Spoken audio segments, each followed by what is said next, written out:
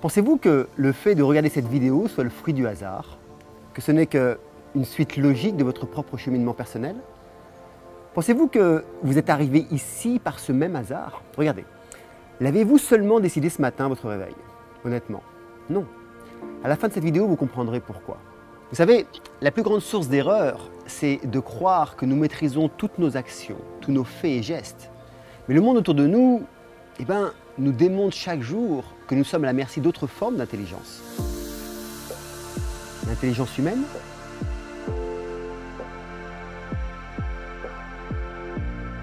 et l'intelligence artificielle.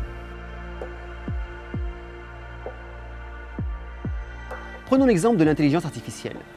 Elle est déjà présente dans chacun des foyers, nous renvoie une image souvent déformée de la réalité, et personne ne le sait. Elle est présente dans les téléphones portables, dans les moteurs de recherche, dans les réseaux sociaux, chez Amazon, mais aussi dans les voitures sans chauffeur, dans tous les objets connectés, mais aussi dans nos logiciels d'emailing et bien plus encore. Tapez par exemple le mot beauté sur Google. L'intelligence artificielle de Google décidera de dire à vos enfants, et à vous aussi, que la beauté est uniquement synonyme de femme et de maquillage. La froideur de l'intelligence artificielle omettra par exemple les arbres, la nature, l'amour, le couple, tout ce qui dans nos cœurs est synonyme de beauté. Tapez le mot par exemple intelligence. Là, l'intelligence artificielle de Google a rayé les humains de la carte. L'intelligence est réservée à l'informatique. L'intelligence est réservée à l'intelligence artificielle. Un autre terme que j'affectionne particulièrement, tapez esprit dans Google. Pour l'intelligence artificielle, l'esprit tel que nous, humains, nous le concevons, n'existe tout simplement pas. Elle ne le comprend pas. Seules les marques et des objets apparaissent. L'intelligence artificielle s'éduque, mais ne se programme pas, tout comme notre esprit et notre mental. Plus vous les éduquerez, et plus ils prendront de la puissance. Plus vous éduquerez votre mental, et plus il devient conscient de lui-même et de tout ce qui l'entoure. Ainsi, vous arrivez à ce qu'on appelle la maîtrise de soi.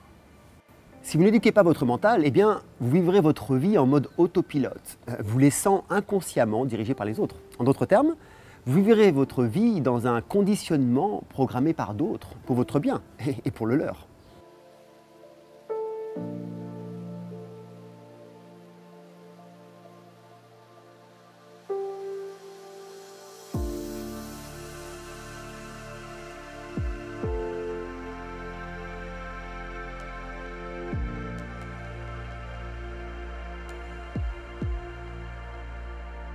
Mais il n'y a pas que le conditionnement des autres, il y a aussi votre propre conditionnement, celui de vos pensées.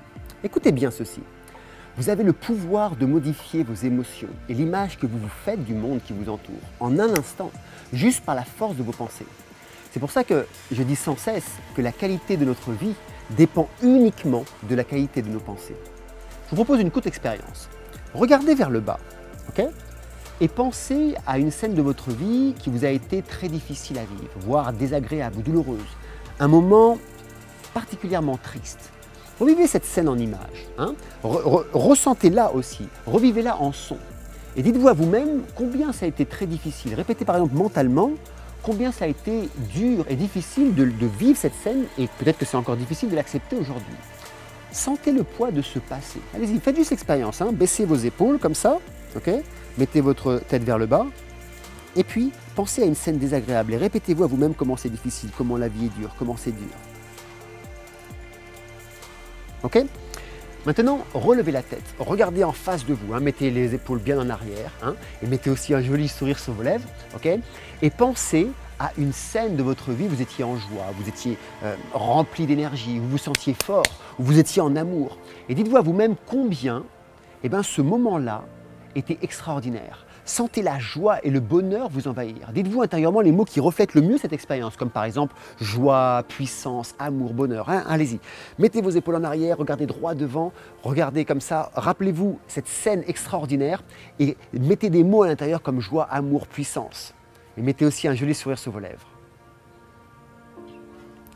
Avez-vous vu, ressenti, avez-vous senti ce pouvoir que vous avez sur vos émotions? En quelques instants, vous pouvez passer d'une émotion négative à une émotion positive. Votre monde environnement est passé du gris au coloré. Et c'est vous seul qui l'avez fait, personne d'autre. Qu'avez-vous fait en fait? Vous vous êtes simplement conditionné à être triste ou en joie. Alors, vous choisissez quel camp pour le reste de votre vie?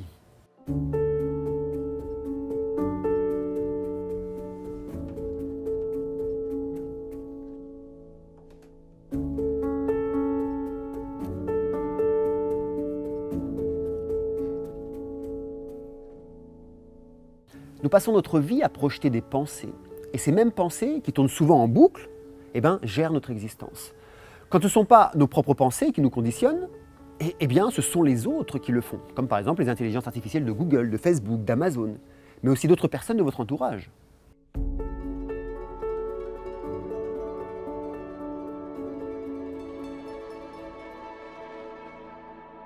Votre temps est compté. Ne le dépensez pas en vivant la vie de quelqu'un d'autre. Ne soyez pas non plus coincés dans des dogmes qui font vivre selon ce que les autres pensent. Ne laissez pas les autres vous dicter ce que vous devez faire ou ce que vous devez penser. Atteindre la maîtrise de soi, c'est choisir quoi regarder, comment agir et surtout comment ne plus réagir à une impulsion extérieure. Atteindre la maîtrise de soi, c'est connaître sa réelle nature, comprendre celle des autres, connaître son talent de vie, maîtriser ses peurs, communiquer sans conflit, ne faire que des choix conscients, comprendre son chemin de vie et préparer aussi en même temps, je dirais, consciemment celui à venir.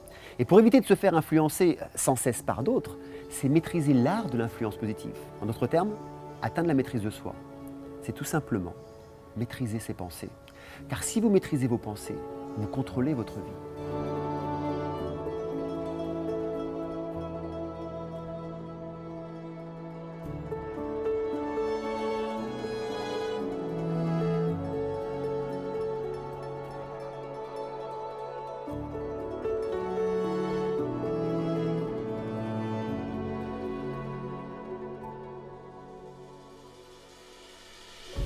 Écoutez ceci, c'est très important. Votre travail va remplir la plus grande partie de votre vie. La seule et unique manière d'être vraiment épanoui est de faire ce qui pour vous représente une grande œuvre, un grand travail, une grande contribution. Votre travail est juste l'extension de votre personnalité. C'est ce qui vous permettra de faire de grandes et de belles choses. Et la seule manière de réaliser quelque chose de grand, c'est d'aimer ce que vous faites. Et si vous ne l'avez pas encore trouvé, continuez à chercher, ne vous arrêtez pas.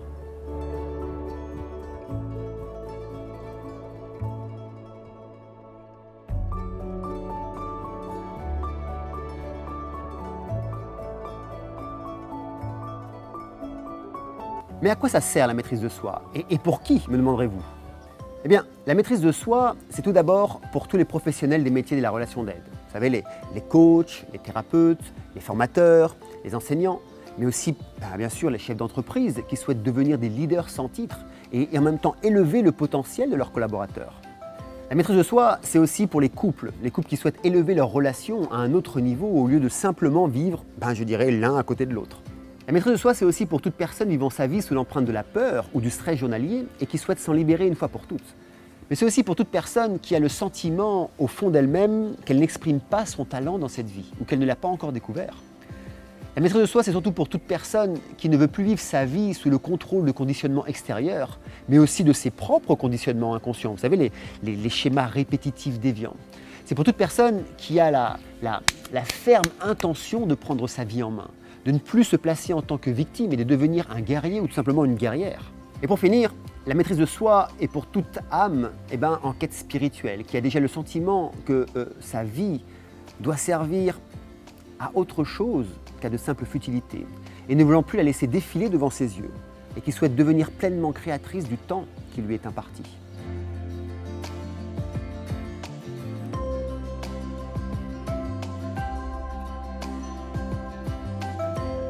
Il faut suivre son cœur, ses passions, ses intuitions.